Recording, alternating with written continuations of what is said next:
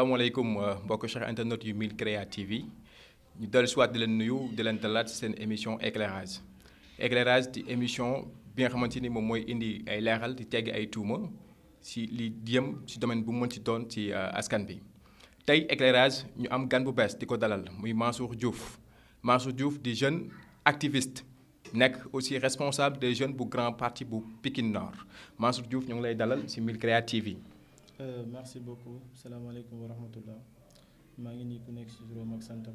comme ni ko Soro waxee rek man maa ngi tudd Mansour Diouf dëkk commune bu Pikine Nord donc rek nekk responsable des jeunes bu grand parti merci. Très bien Mansour Diouf donc li waxal tey éclairage mooy la politique jeunesse de Pikine Nord et la politique aussi sportive tamit bu Pikine Nord sëñ Mansour ah. Alors ñu gis ni au niveau de Pikine Nord la jeunesse waaw est choyée ah voilà. La jeunesse est choyée chaque année maire bi jël 3 millions jox leen à travers le conseil communal de la jeunesse ñoom activités yu bëri yu ñuy doxal mais yéen donc jeunesse grand parti Pikine Nord dégguñu leen si lu waxal loolu. waaw en fait loolu aussi tamit damay sawar di ci wax trop parce que Pikine Nord je pense que donc ñëpp ci bokk te conseil communal de la jeunesse je pense que dafa regrouper association donc yu fi nekk yëpp ci niveau ci commune bi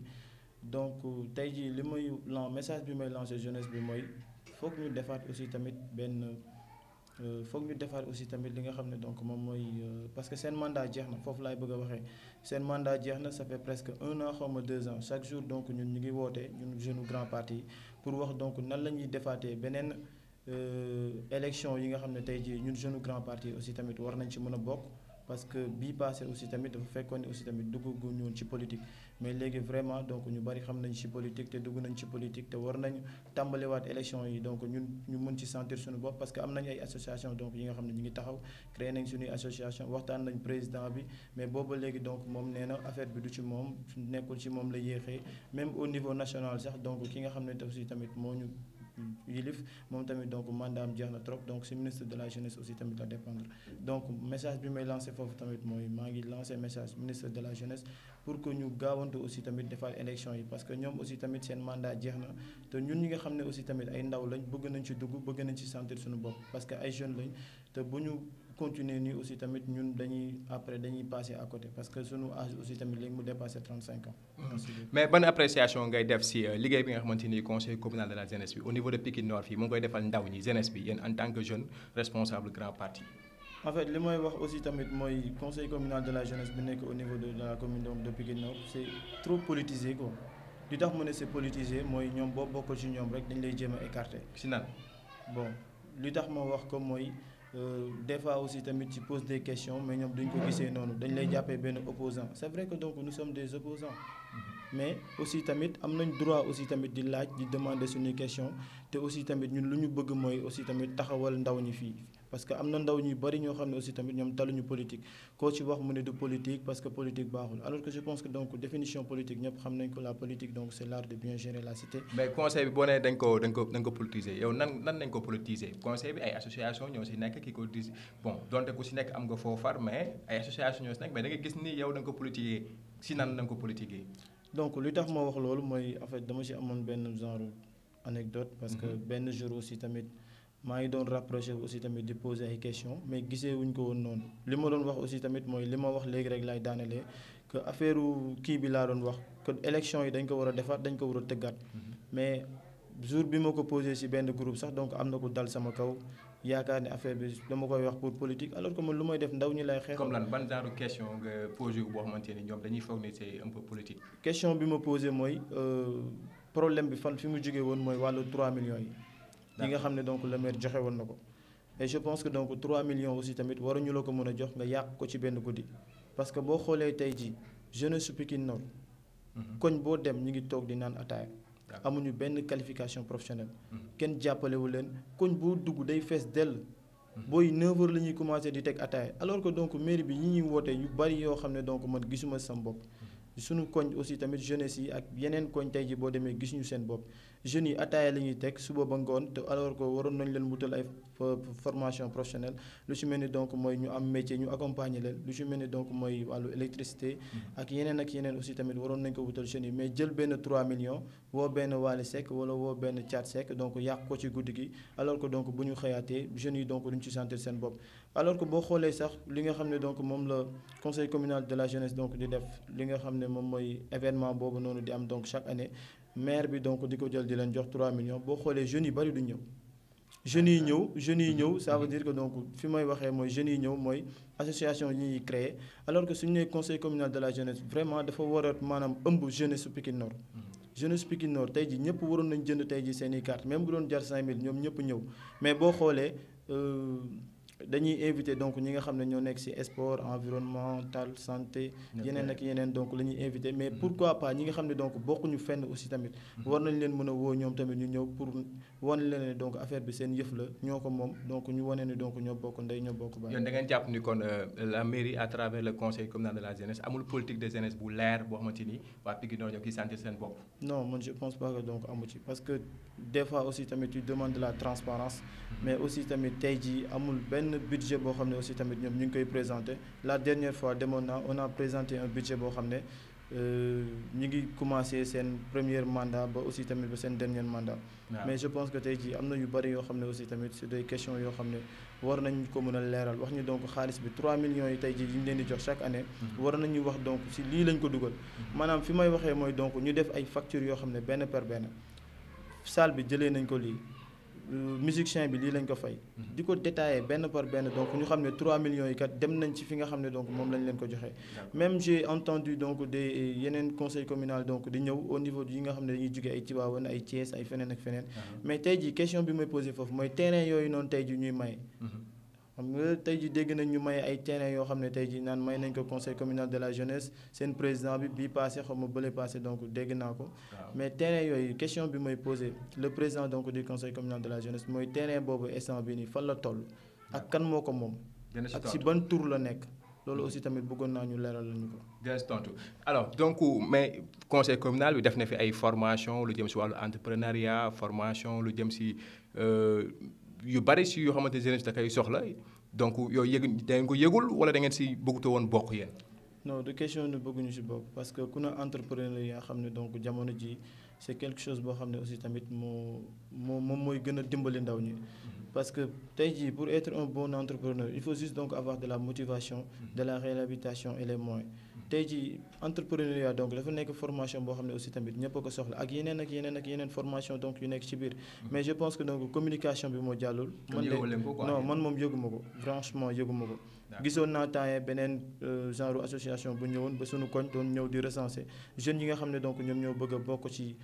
benn formation bu ñu bëggoon def au niveau donc de l'arène nationale. sur l'entrepreneuriat mais boobu inscrit woon naa ci mais boobu léegi kii te yàlla def na ne sax donc man am naa sama diplôme ci wàllu entrepreneuriat donc def naa ko maa ngi ko defee Maris mais tey jii su ma sañoon tey jii sama commune laa koy defee mais vraiment yooyu yëpp donc yëguma ko te xam naa ne aussi tamit sama waa koñ am na ñu ko bëggoon def te yëguñu ko. dañuy génn donc dem di ko defi ci yeneen milieu te loolu vraiment donc nekk na loo xam ne aussi tamit ñu ngi koy ñaawlu te rafetlu wuñ ko. mairie bi amul espace de jeunes Pikine Nord commune bi dans la commune espace de jeunes manqué na fi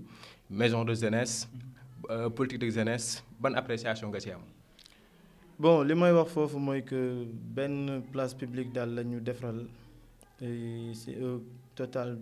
facturé ñu donc ay millions yu bari. te vraiment donc tey ji jeunesse bi soxla na stade.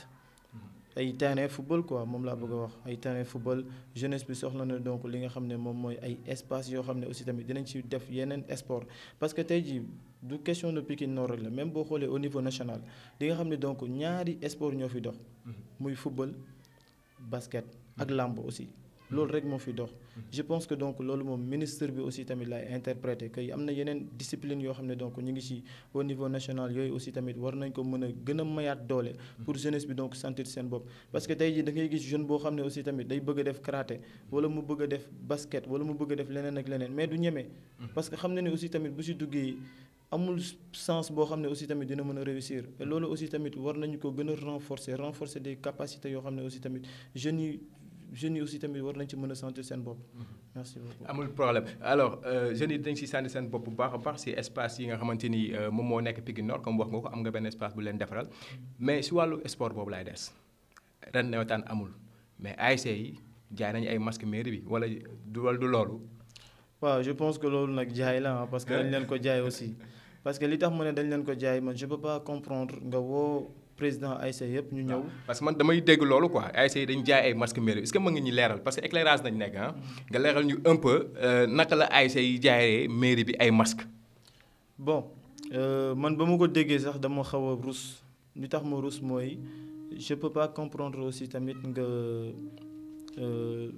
maanaam woo président ASC yi donc ñi nga xam ne ñoo nekk ci commune bu Pikine Nord yëpp. ba nga leen woowee ngeen ne leen donc sas naa leen yéen kenn ku ci nekk donc 1000 masques mais 1000 masques ASC boo ko jox ne leen dama bëgg donc ngeen indil ma 1000 masques loolu donc la demee ñu indi 1000 masques mu yëkkati 500000 donc daal di subventionné donc ASC bu nekk mais 1000 masques tey jii boo ko doon xool benn masque bu nekk donc bu fekkee 500 lay jar nag. léegi nañu calculer 1000 masques ak 500. kon loolu ça veut dire que donc loolu jaay la mais amul benn subvention boo xam ne donc def nañ ko ASC yi te ASC yi sentir nañ ci seen bopp. kon ren mën nañ jàpp ne Pikine Nord subventionné wul ay ASC parce que nawetaan amul. non subventionné wul ay ASC nawetaan amul mais li ma jàpp nii li ma gis nii man je pense pas que donc lii mën nañ ko woowee subvention je pense que donc woo la nga ñëw la ñu ne la dina indil ma 1000 masques nga indi 1000 masques ñu fay la. je pense que loolu la parce que ñoom aussi tamit xaalis lañ ko def rek demuñu fenn aussi tamit ñu leen koy may ñoom ASC yi te xam naa dañu mënul wax rek mais genre yu mel ni man aussi tamit dinañ leen waxal dinañ leen taxaw parce que ñun Pikine Nord aussi tamit ñun ñoo fi dëkk te aussi tamit ñun ñoo bokk aussi tamit ci ñi nga xam ne donc dañ koy defar parce que fii transparence lañ soxla te aussi waroon nañ gën a mën a jàppale ASC yi aussi tamit jox leen lu ëpp 500000 parce que 500000 aussi tamit nga indi ko ñu jox la masque nga joxe masque dem sa yoon je pense que donc loolu aussi tamit lu ñu war a éviter la. effectivement mais maire bi ba muy campagne ak ba muy doog a falu dana woon ASC bu nekk dina la jox 1 million subvention mais gis nañu léegi dafay wàcc ba mu ngi si 500000 ba bii passé sax est-ce que matoon na 500000 francs si li ma dégg loolu mën nga ñu leeral un peu naka la demee régression boobu nga xamante ni subvention moo ngi koy am ak ban jàngat nga si am en tant que jeune sportif nekk si commune bi. bon damay sawar aussi tamit tontuwaat ci question boobu bu baax a baax mon frère. parce que li ma jàpp aussi tamit mooy vraiment maire bi fi nekk instant bi daf ñuy fowee li tax ma ne daf ñuy fowee mooy je peux pas comprendre tey jii nga jël 1 million. daan ko subventionné ASC yi nga dem ba ci biir donc di wàcc ay 500000 ay 700000 ay 800000 donc li tax ma wax loolu mooy que Pikine Nord dafa am budget boo xam ne attan na sax jox ASC bu nekk donc 2 millions. parce que des fois tu entends donc des budgets yoo xam ne c'est si valeur donc 800 millions francs CFA mais 800 millions francs CFA yooyu mais lan lañ ciy def Pikine Nord mais Pikine Nord ban infrastructure donc lañ ci defar lan lañ ci defar lan ci ay 800 millions donc yi ngay dégg parce que fii boo xoolee ñun bokk nañ ci commune boo xam ne aussi tamit day dugal xaalis bu baax a baax a baax a baax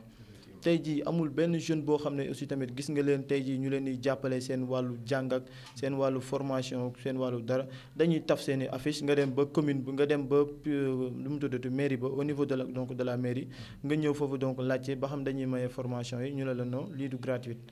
te je pense que donc yooyu dóor marto yooyu aussi tamit war nañ ko mën a bàyyi parce que amul benn formation bu mairie bi di jël donc di ko defal gratuite. donc dóor marto bi est-ce que mën nga si ba mu leer maanaam mooy lan foofu lan lañ fa dóor. dóor marto bi mooy wax donc mooy tey jii seen affiche yi ñuy def donc si nga xam ne donc moom mooy buntu mairie yi.